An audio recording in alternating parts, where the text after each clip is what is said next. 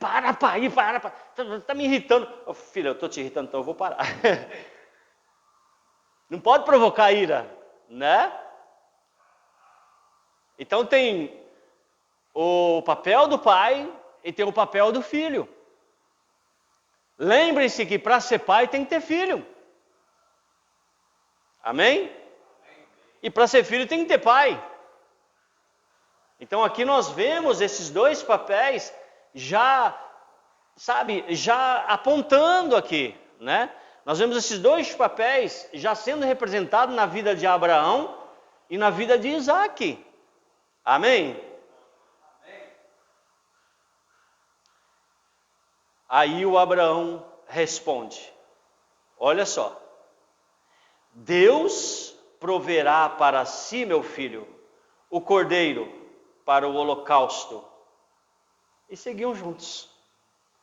Isaac se deu por satisfeito? Se deu. Porque quando uma pessoa fala no nome de Deus, está tudo tranquilo, não está, gente? Sim ou não? Uma pessoa chega para você e fala, Deus me falou. Você fica tranquilo, se Deus falou, tudo bem, né? Deus me mandou. Se Deus mandou, tudo bem, não é assim? Porque é Deus, você vai se meter nisso? Né? Quando fala se Deus proverá, então está garantido. Jeová Jireh. Que significa, no monte do Senhor se proverá. Isaac é tranquilizado, porque ele sabia que o Deus a quem Abraão servia, o Deus de papai, é um Deus fiel. Se ele prometeu, ele vai cumprir. Então, ok, vou descansar no Deus de papai. E Isaac segue com o pai. Vamos lá, vamos para o monte, vamos cumprir o que Deus mandou, o que Deus pediu de nós. Tá?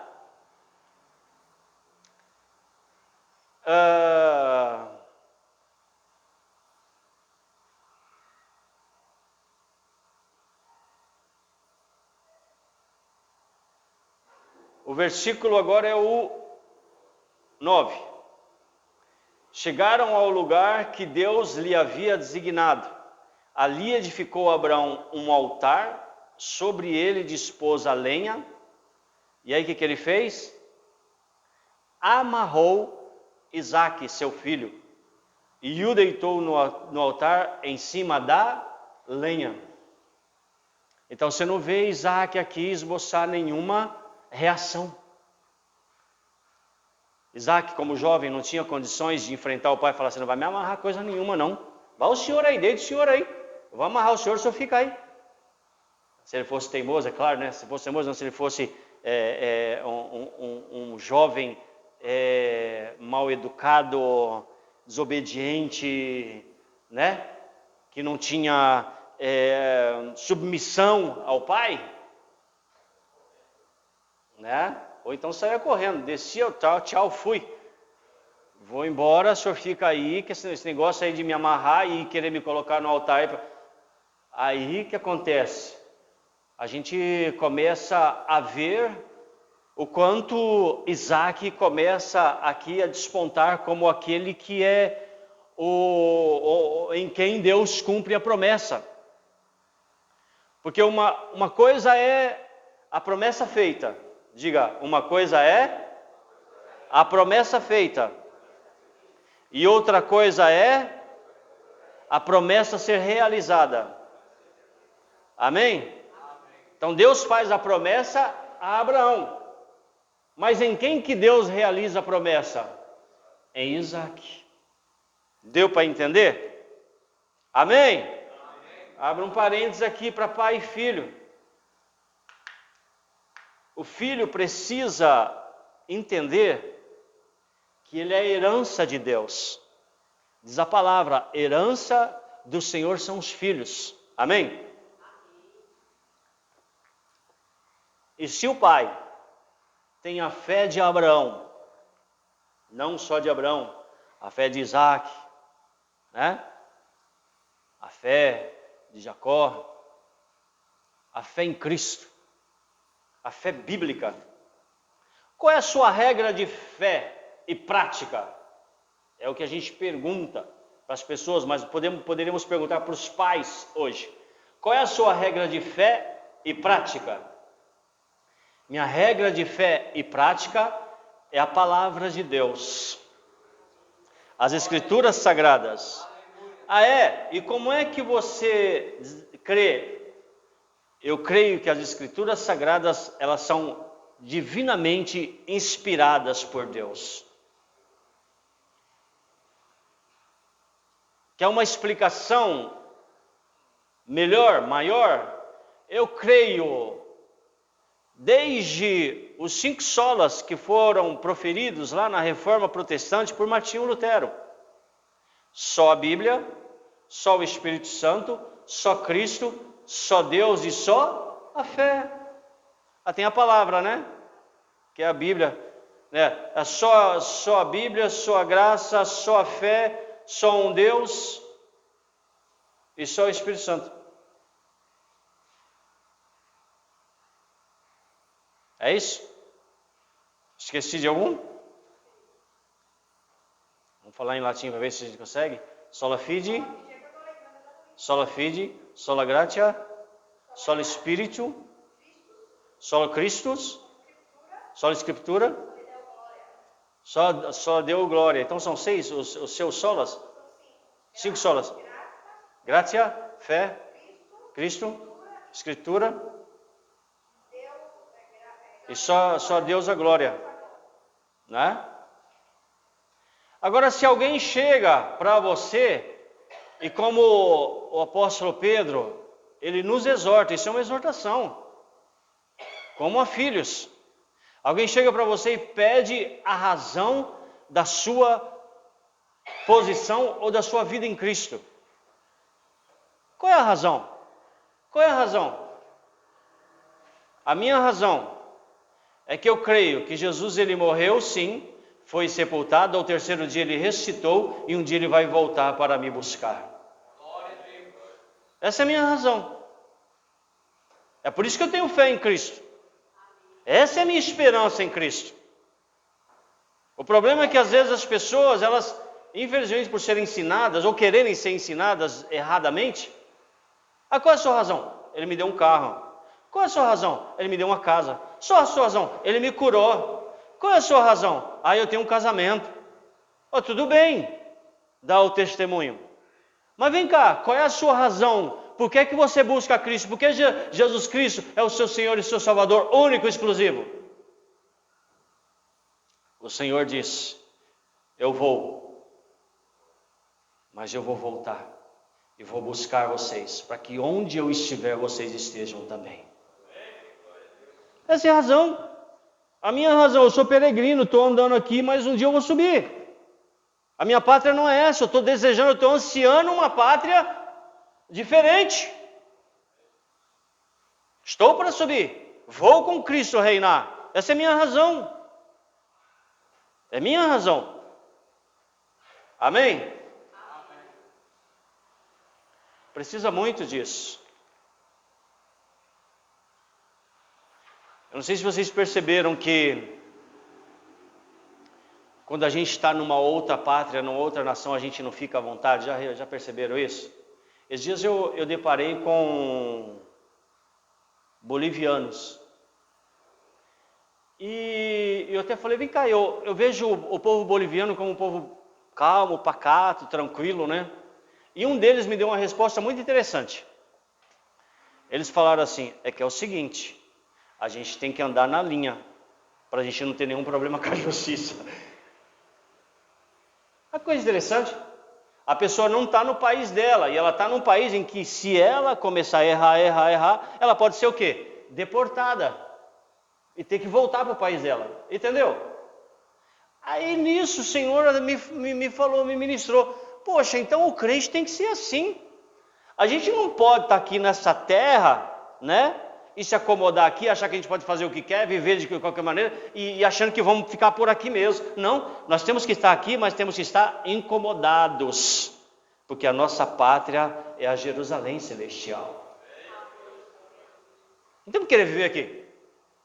Vamos fazer as coisas certas, corretas aqui? Vamos ser santos aqui, assim como o Senhor Deus é santo? Vamos. Mas isso por quê? nós esperamos uma pátria maior. Aleluia. Então, o pai precisa passar isso para o filho. O pai precisa ter essa fé. O filho precisa ver isso no pai. Amém? Isso no pai.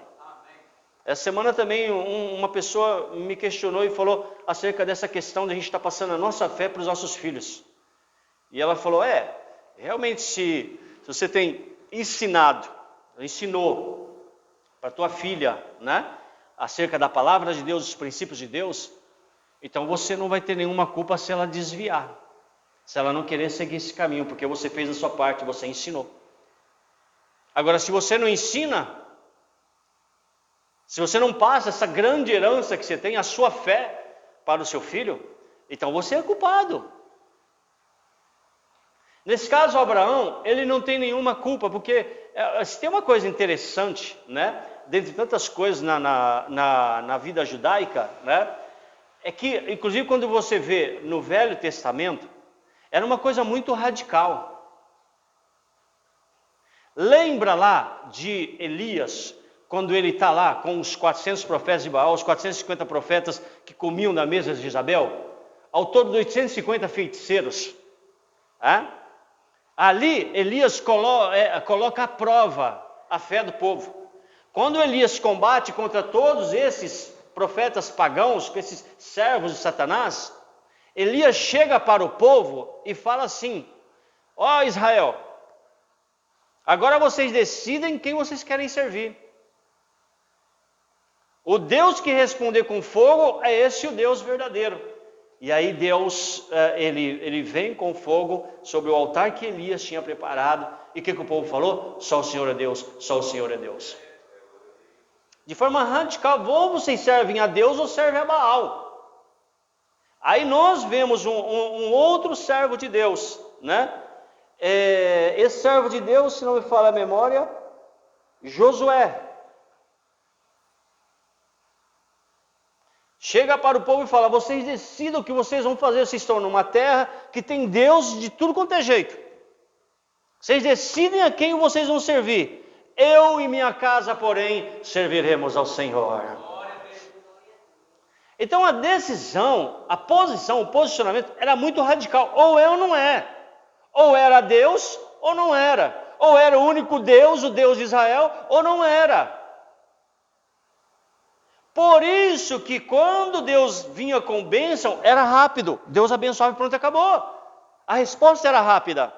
Por quê? Porque a posição do povo, a posição dos pais, era uma posição rápida e imediata. É isso e pronto, nós queremos o Senhor e pronto, acabou. Eu creio que Abraão passava esse posicionamento para Isaac. Então volto a dizer aqui, é radical? É radical, mas a fé é radical. A decisão tem que ser radical. Ou é ou não é. Deus ele não suporta quem fica cocheando entre dois pensamentos. Vou servir? Não vou. Vou buscar Deus? Não vou. Vou servir na obra? Não vou. Não, ou é ou não é. Ou é Deus ou não é. Ou serve ou não serve. Ou oferece ou não oferece. A oferta, ela tem que ser o quê? Tem que ser sem tosquenejar. Eu estou dando e pronto, acabou. Eu estou entregando meu filho e pronto, acabou. Oi? Ou é quente ou é frio. O próprio Senhor Jesus, ele falou. Você tem que ser quente ou frio, porque você é morno, eu vou te vomitar. Amém? É uma cena terrível. É uma cena chocante.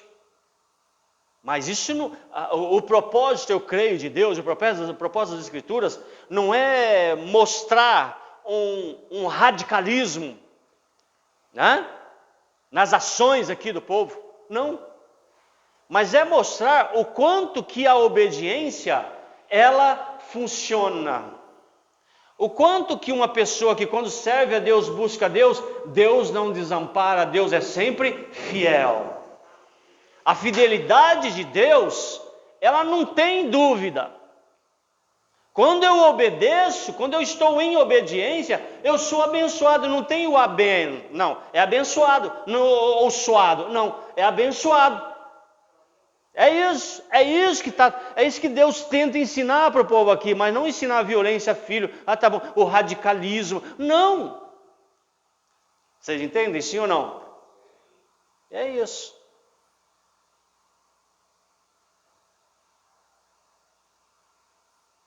Agora nós vamos no versículo 10. E estendendo a mão, tomou o cutelo para imolar o filho. Aqui é lógico que é uma forma de atenuar a preparação para um assassinato. Se a gente fosse ler em outras palavras, é assim: pegou a faca, levantou e ia enfiar no filho. Essa que é a verdade. Esfaquear o filho. Vou obedecer. Percebe que a obediência, ela não está relacionada com sentimento, tá?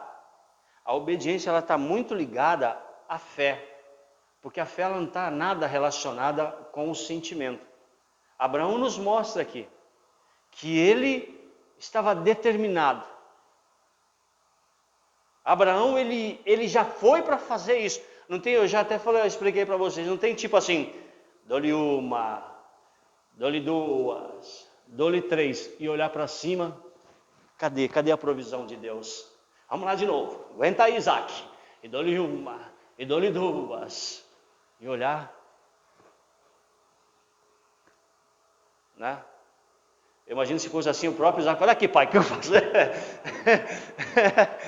Sabe? Mas não, o Abraão, ele pega e ele levanta a faca e ele vai. Quando ele vai, ó no 11, mas do céu, o que aconteceu? Lhe bradou o anjo do Senhor: Abraão, Abraão. Ele respondeu: eis-me aqui. Aleluia. Aqui era o próprio Senhor. Quando fala anjo do Senhor, é aquela questão de teofania, né? Que era a manifestação do próprio Deus ali. O próprio, você já imaginou? O próprio Deus falando. Entendeu? Você percebe, eu abro um outro parênteses aqui, você percebe como é bom andar sempre em fé e obediência? Porque você vai conhecendo Deus. Uma coisa que a gente vê, a questão da fé, ela não traz a presença de Deus? Traz ou não traz? Então aqui Abraão, ele sabia que Deus estava ali. Olha que coisa interessante, né? E já se Deus estava ali, quando Deus está, gente, com a gente, fica mais fácil, não fica? Você fazer até umas loucuras dessas, porque isso é loucura. Matar um filho, isso é loucura, mas fica mais fácil. Entende o que eu quero dizer? Fica mais fácil. O próprio Moisés, ele tinha aprendido isso. Ele fala: não me fala para eu ir lá no Egito, não, se o senhor não for comigo. Não, o meu anjo vai lá. Não quero anjo, não. Eu quero a presença do Senhor. A presença de Deus é a melhor coisa que tem, amém? Com a presença de Deus a gente faz umas coisas que aos olhos humanos é uma loucura. É ou não é verdade? Mas eu creio que Abraão, ele sabia que Deus estava ali. E Deus estava de olho, estava ou não estava? Quero ver se ele vai fazer mesmo. Deus não descrê nele, a fé é dom de Deus. Mas Deus não acredita no ser humano. Qual é a maneira de Deus passar a acreditar no ser humano? É quando o ser humano lhe obedece. Entendeu? Então, Abraão já vinha obedecendo Deus. Aí Deus falou: vamos ver se ele vai, se eu vou poder acreditar nele. Amém? Porque as pessoas às vezes chegam na história de Abraão e falam assim, a Bíblia fala assim, e Abraão foi considerado amigo de Deus. Legal, é como se Deus encontra Abraão e fala: ô Abraão, eu quero ser seu amigo, vamos ficar amigo? Vamos ficar amigo? Dá o dedinho aqui. Não, já vem de um processo, amém? Vem de um processo. E esse aqui estava no processo. Abraão levanta ali o cutelo, Deus chega a Abraão: ô Abraão. Né? Ele respondeu: eis-me aqui, versículo 12. Então lhe disse: não estendas a mão sobre o rapaz, e nada lhe faças, pois agora sei que temes a Deus, porquanto não me negaste o filho, o teu único filho. É muito legal, né? E a moda de crente é, eu temo a Deus, você teme a Deus, teme a Deus. Mas aqui está explicando o que é temer a Deus. Como eu falei, obedecer. Em segundo lugar, entregar. Agora eu estou vendo que você teme a Deus. Por que você teme a Deus? Porque você não negou. Você foi, você obedeceu. Né?